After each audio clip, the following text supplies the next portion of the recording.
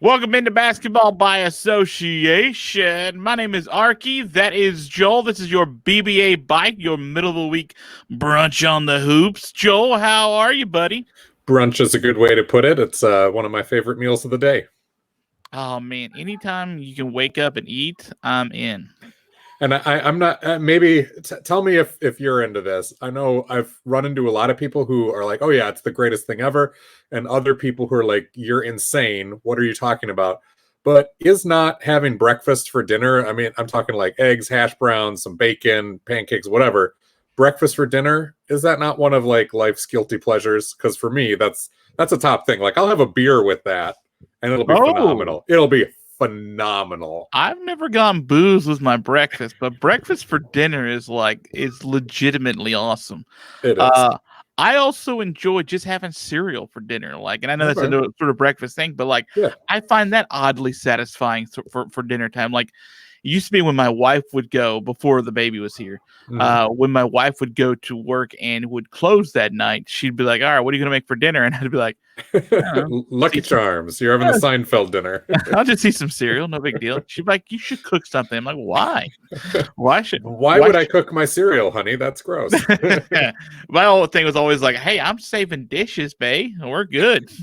And for me, this is fine. I'll eat 7, 8, 9, 10 bowls of this and we're good. I got one dish, one spoon. I'm glad we're on the same wavelength here. But yes, sometime with your eggs and hash browns and bacon, just pop a beer with it. It's okay. Delicious. All right, I'll try that. Someone who needs to pop a beer is LeBron James, by the way.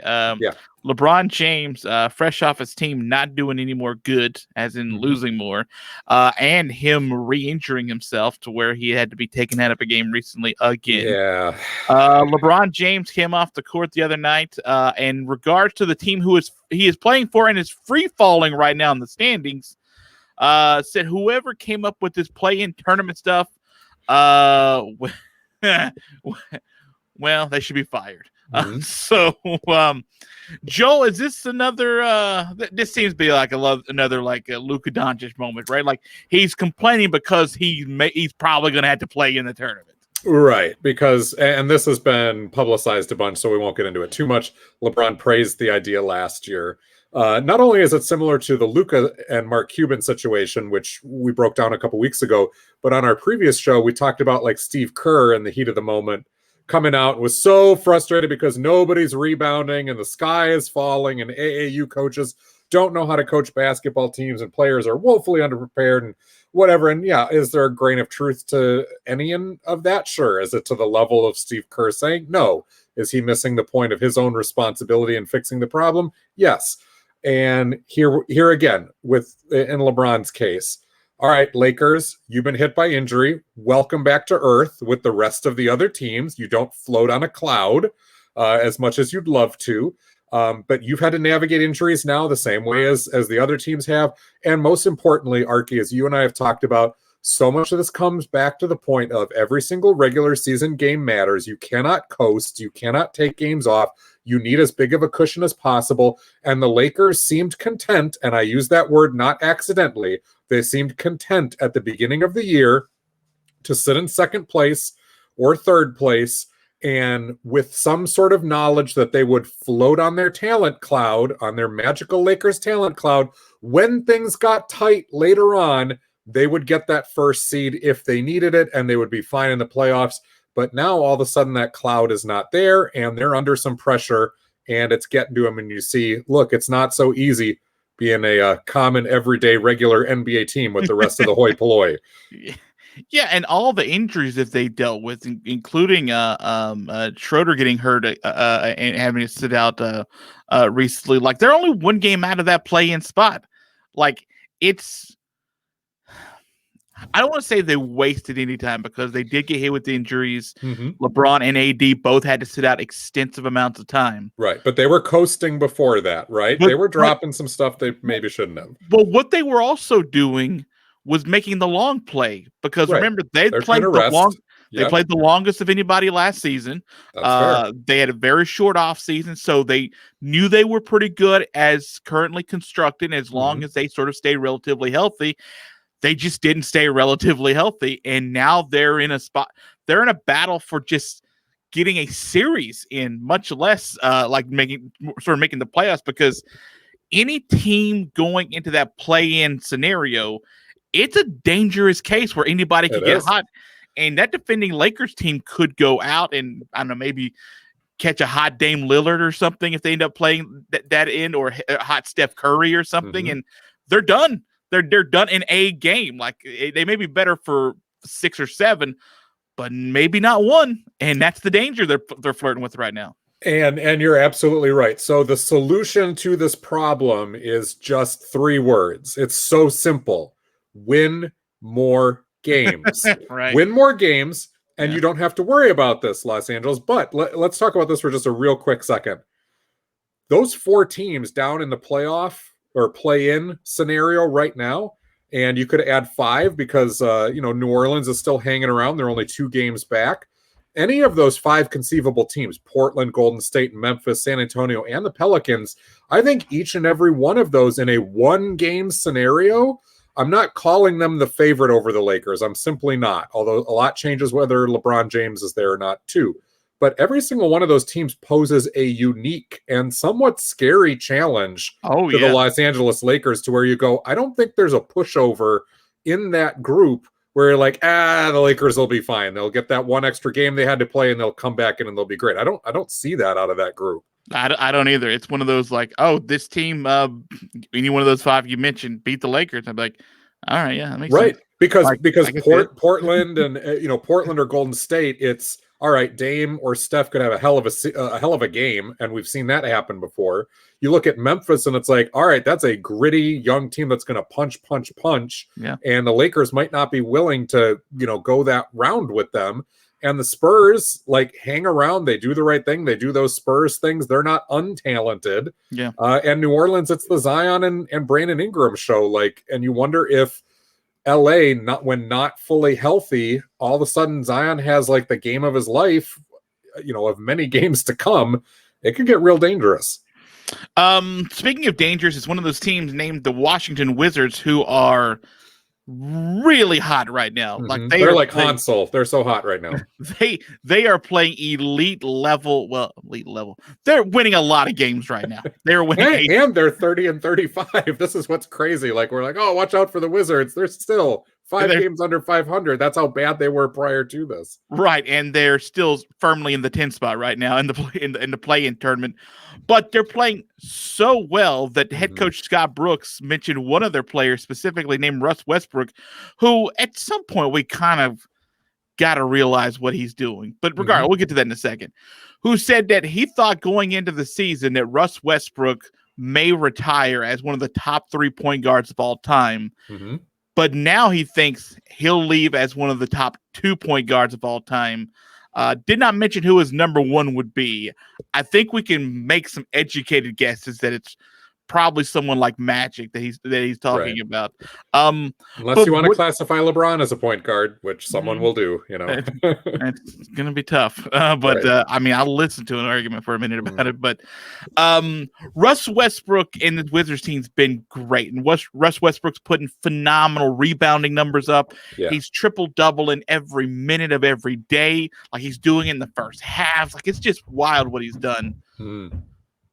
Can an argument be made that he's one of the top 3, or even, as Scott Brooks saying, top 2 point guards ever by the time he's done? And so recency bias here, but I'm looking at a 30-35 team.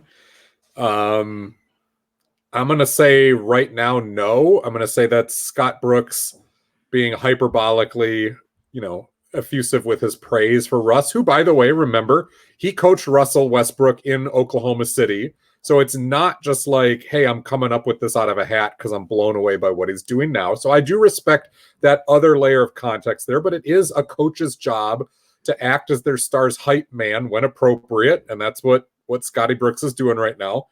The triple doubles are phenomenally impressive. If it was so easy to get them, then more people would be getting them. Exactly. But let's also recognize that in today's game, With scoring and possessions up the way that they are, it has been proven time and again, there are more rebounds and more points to be had and more assists to be had out there than there used to be.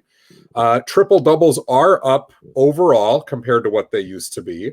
So Russ is a beneficiary of those things. But then again, if it were so easy, tons of other people would be doing it, and they're not. So I am not diminishing Westbrook for taking advantage of the situation.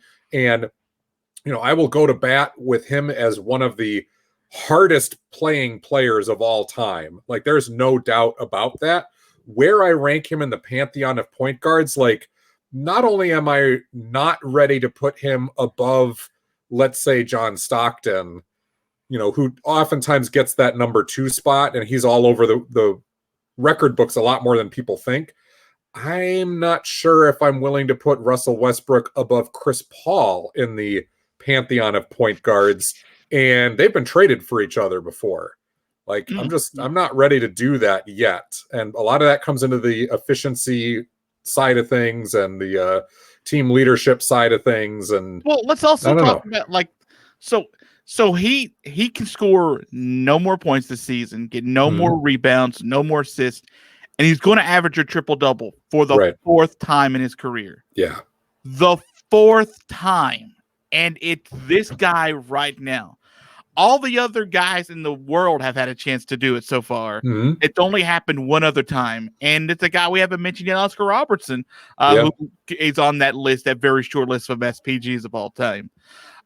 Isaiah Thomas gets some of those thoughts. I think a lot of people sort of point to him as being one of the best of all time too. And he was for his stretch, but the problem there is longevity, right? His career is shortened in a degree that doesn't help his case. So what I wonder is, like, what really sort of keeps him from being in this upper echelon discussion? And I mean, like, 1 or 2, right? Like, to get in that kind of discussion, not the top 5, but like the upper tier of that. Like, is it because he's done a lot of this on bad teams? Like, and it's not all been on bad teams, but he's done, like you mentioned, Washington's 5 games under 500 now. They may make the playoffs, but best at 8 seed probably at this point. Like, super best case scenario. Yeah, and on the flip side, Russ has gotten to an NBA Finals before, right? So that's something that Chris Paul has never done. He doesn't have any. I acknowledge that. He doesn't have any championships, right? I understand that to a degree, but at what point, like, I can't emphasize this enough. Everyone has a chance every night to get a triple-double that gets onto the court. And he's averaged it for a season. Right. 4 times. 4 out of the 5 times it's ever happened. Yeah. So the case against Westbrook is going to be the shooting, the efficiency, and the things you just mentioned. But in his favor is the sheer volume of statistics, the fact that he has been doing NBA Finals, whereas Chris Paul hasn't.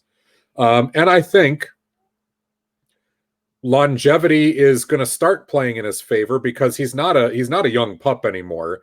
So to continue to put up these numbers in his early 30s like this is a testament. He's never going to stop playing hard. Whether injuries and age sap the explosiveness that really is what's keeping him going right now, that's a big ticking time bomb, and that's the reason why teams have not been willing to commit and stay with Russell Westbrook long-term over the last couple seasons. Is there still time for him to develop his shooting and evolve just a little bit and thereby increase that longevity and then make himself probably a shoe-in for that number 2 or 3 spot? Yes, there is. But, Magic has the championships and the numbers. Stockton has the numbers and 2 finals appearances. Isaiah Thomas has rings and another finals appearance and some all-time great performances and seasons to his name. But again, the demerit there for Stockton is no championship. The demerit for Isaiah Thomas is the shortness of career. Chris Paul's demerit is never been to an NBA Finals. And Russell Westbrook's is what we said. So they're all flawed in their own way. Magic is going to sit at number 1 until somebody wins more rings and is in the record books the way that he is. Is John Stockton, like, vulnerable at this point? Yes.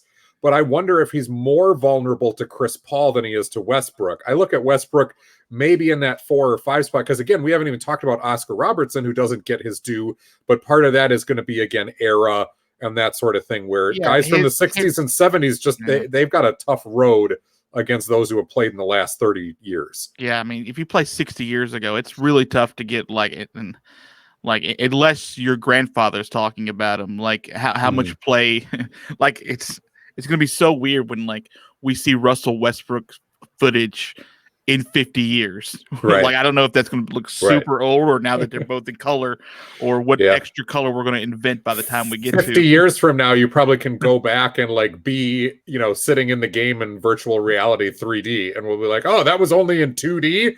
What's that? You know? Can't believe that they played in. You watched that? Right. Oh man, I didn't even say, like. Where's the 7-point line? Where is? Final story I want to get to is it's being reported by Adrian Wojnarowski that Indiana is looking at possibly getting rid of their head coach, Nate Bjorkgren, who is right now with the Pacers.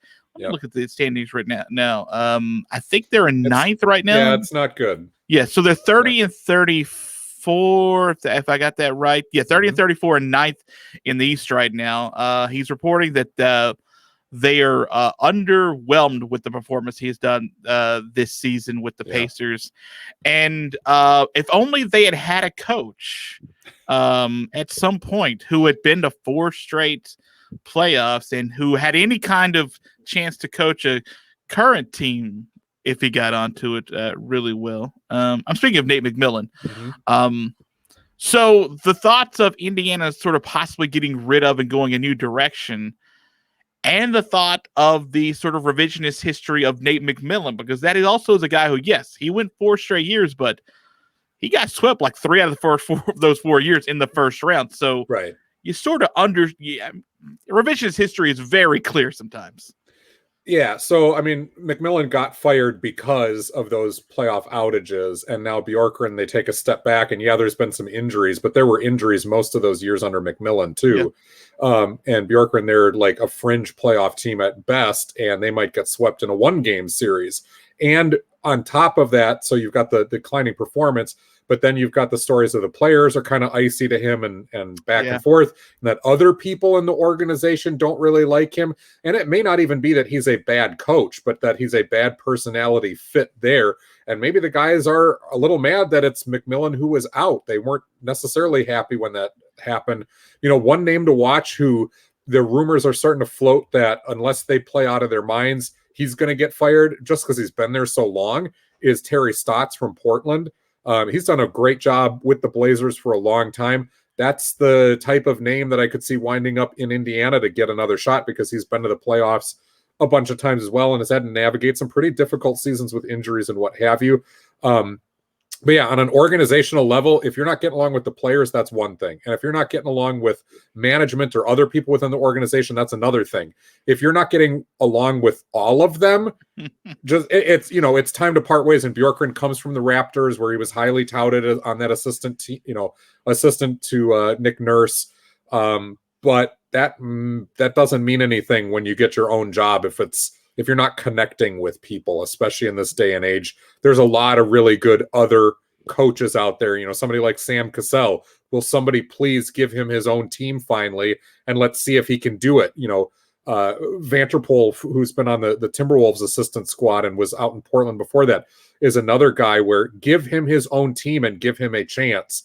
This is Bjorkgren's chance, and it's not going all that well. Doesn't mean he won't get another one down the line, but if I were the Pacers after this, I'd probably pull the plug after one season 2. Yeah, well, I mean, I think you're right. I think if you're trying to save your job when you clearly are on the edge, you need someone to advocate for you. Right. Or you have to be winning, right? Mark Jackson stuck around when no one liked him, but at least they were winning. But if you have no one to advocate for you and you're not winning, kind of tough. And you know what probably also sucks for the players is remember, they did not like Nate McMillan being fired. Nate McMillan was a very likable coach, or it still is a very likable coach. Yeah. He's 22-10 in Atlanta. They're probably not big fans of seeing that happening and knowing that salt on the old wound, doesn't it? Kind of hurts a little bit more, doesn't it? Kind of stings just a bit more when you're like, hey, that guy was Sorry, we were getting to the playoffs every year, guys. Our bad. It's our bad. Yeah, well, we'll just stay here and maybe not make it. Is that cool with everyone? Cool. All right. Well, we're done with the BbA Byte for this week. I hope everyone enjoyed it. And if you did not, that's cool too. Check us out on the old YouTube, right, Joel? That's where people can get the video of this thing. Sorry. Yeah. Like, subscribe, share, do all that stuff. And you can find us on Spotify, iTunes, Spreaker, all those places where you get your podcasts as well.